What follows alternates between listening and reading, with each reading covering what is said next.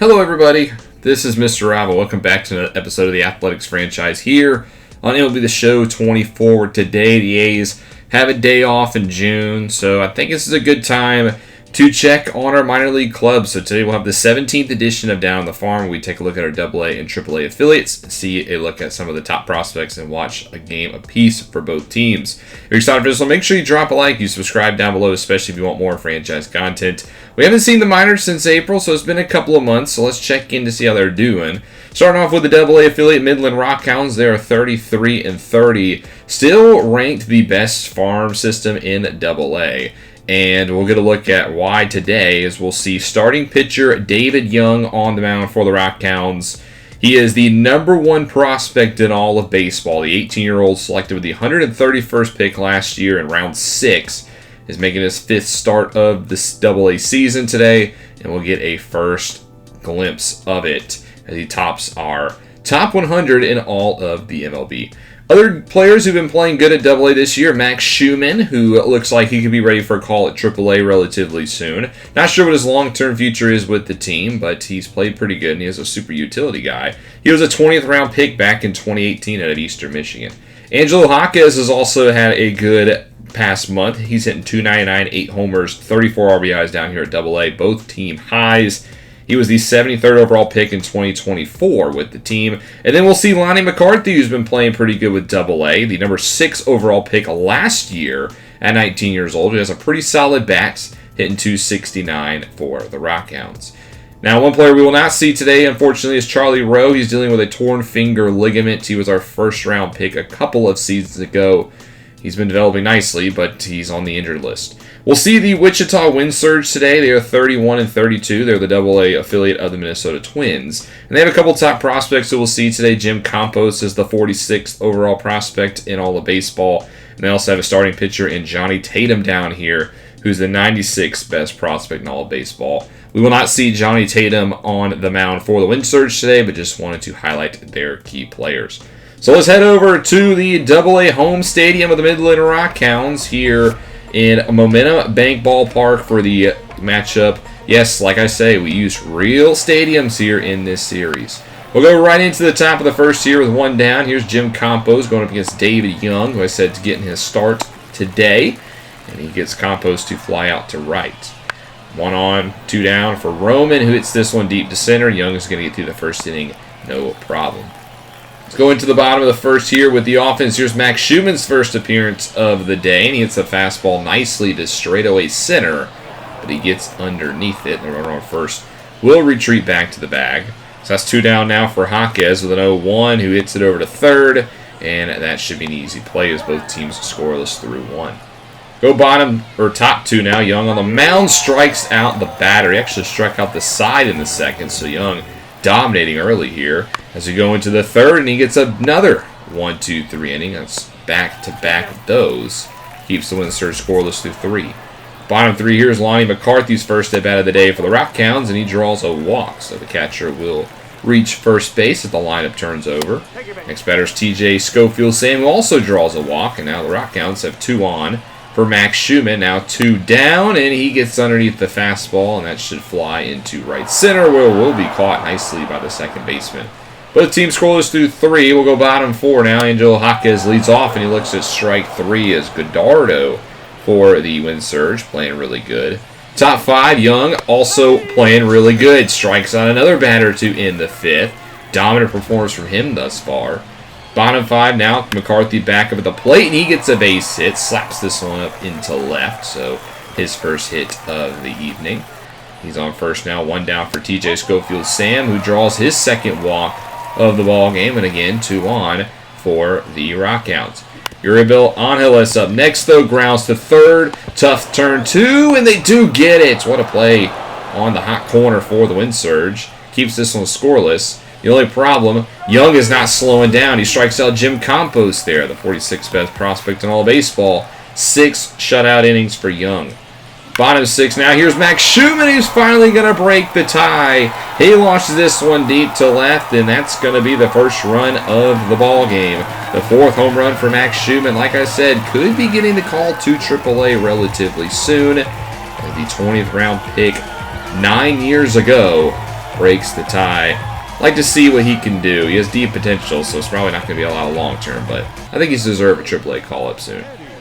Next batter is Angelo Jaquez as the Wind Surge do change pitchers, and he's going to single up the middle. His first time reaching the base paths today. The Iowa native, whose parents grew up in the Dominican Republic, as he's represented them on national teams. Fortunately, we don't get anything else in the 6th, but we go top 7. Young still on the mound. Pitch count's only in the mid-70s, and he's got pretty decent stamina. Gets Ruiz to fly out for the second out of the inning. Needs one more to go 7 scoreless. And he gets Pena to jump over to second. Great performance by Young. We'll turn it over to the bullpen for the rest of the way. Go bottom 7, though. McCarthy with another chance. Runner on first. And he gets his second base hit of the game. 2 singles for the former number 6 overall pick. So 2 on, nobody out for the top of the lineup. Schofield Sam's going to lay down a bunt, but it's a perfect bunt. And Schofield Sam with some speed is going to beat it out. So what was going to be a sacrifice turns into a base hit. And now the Rockhounds have bases loaded, nobody out. Angeles up next. Will hit this one to left where it will be caught. But the runner on third will try to tag and will score as the Rockhounds get their second run of the ball game. I'll bring up Max Schumann up next, who went deep in his last at-bat, and he's going to get another base hit here down the right field line and fair. 1 run is going to score. Second will be waved home, but the throw is in time, and it's going to be gunned down. So it's only a 1 RBI double for Schumann, but it's 3-0 Rockhounds. Can Jaquez bring him in? It doesn't look like he can. He'll fly out to center to end the 7th. The Rockhounds now lead 3-0. We go bottom 8 here. Runners on the corners for Lonnie McCarthy. A good chance to add some more insurance, but he won't do it. He'll line out to short. But 3-0 going into the 9th. Rolando Castro in for the save, and he will do it by striking out Jim Campos. And the Rockhounds win this game by a final score of 3-1. An excellent performance by the number 1 prospect in all of baseball, showing why his potential is sky high as he gets player of the game. 7 innings, 4 hits, given up 8 strikeouts, and the Rockhounds get the win. So the second half of the episode, we'll head over to AAA to see how the Las Vegas Aviators are doing. They're sitting 37-32 on the season, so a plus 500 season for them. There's a couple of key players to highlight. Although they're the 18th ranked team in all of AAA, there's some talent here. We'll see another talented pitcher on the mound, this time for the Aviators. Kirby Ladd, a 4th-round pick back in 2025 out of Nebraska, has improved to the 94th ranked prospect in all of baseball. He's going to make his 8th start of the season. He's played really good at AAA. If he keeps this up, a call-out could happen this year. Lucas Erceg is a closer. He's not a prospect, but he's a guy I want to highlight because we know Tony Santillan has struggled this year at the major league level, and Erceg has experience as a closer before back in 2024. So if Santillan can't turn it around, maybe Erceg will get the call-up soon. As far as the hitters, Ryan Hampton is the highest-ranked hitter we have, and I think the most MLB ready with his bat. A former Richmond University shortstop who's played pretty good at AAA and could be ready for his first Major League swings. Also, Richie Beach down here. We've seen him at the majors up and down this season. He's played in 15 total games with a 255 average. But here in AAA, he's been hitting 293 with 6 home runs and 22 RBIs. Also, Lawrence Butler, I want to highlight him. He's had a good month, and this is not the same Lawrence Butler that you think. He hasn't played in the majors in a couple of seasons. He's played a total, of probably 100-plus games with this team, 109 to be exact, and maybe he's getting ready to be the right fielder, especially with the Rooker trade. Clark Elliott's been playing good, but I think Butler can maybe challenge him for some reps. We're going to see Rico Duarte on the mound for the Salt Lake Bees. They're the AAA affiliate of the Angels, and he's the 56th best prospect in all of baseball, so it's not going to be easy for our hitters today as we face the 42-27 Salt Lake Bees at Las Vegas Ballpark in Nevada, our future home city. We almost moved to this stadium. Instead, we went to Sacramento, as the Aviators will start the day as Kirby Ladd gets through the first inning. Bottom 1 now as Ryan Hampton will lead off for the Aviators in this ball game. He'll start by popping this one up over to second, where it will be caught for out number 1. Beach is in the 2-hole, and he strikes out looking on a fastball. So Duarte off to a nice start for the Bees. 2 down now for Abraham Toro, the veteran, as he grounds over to third, and it's a 1-2-3 inning for Duarte. Go bottom 2. Here's Lawrence Butler's first at bat. He gets a nice fastball to hit, but just hits it into straightaway center field, where it will be a fly out. Two down now for Shane McGuire with a runner on first, and the catcher's going to deliver. He swings this one into the right center gap, and the runner on first will be waved home, and the throw will not be in time. It's an RBI double for McGuire. The Aviators on the board first. Jason Rosario, the center fielder, trying to keep the inning alive, and he will not do that as this one will be grounded out. The Aviators take the lead. Top three, Kirby Ladd now playing with a run lead, but with one out, he gets chewed into the gap by Wallach. The catcher for the Bees will have himself his own double with one away. So now Ladd got to get through the third. Two batters later, Palencia with two down will pop this one up, and McGuire should be able to make the play behind the backstop for out number 3.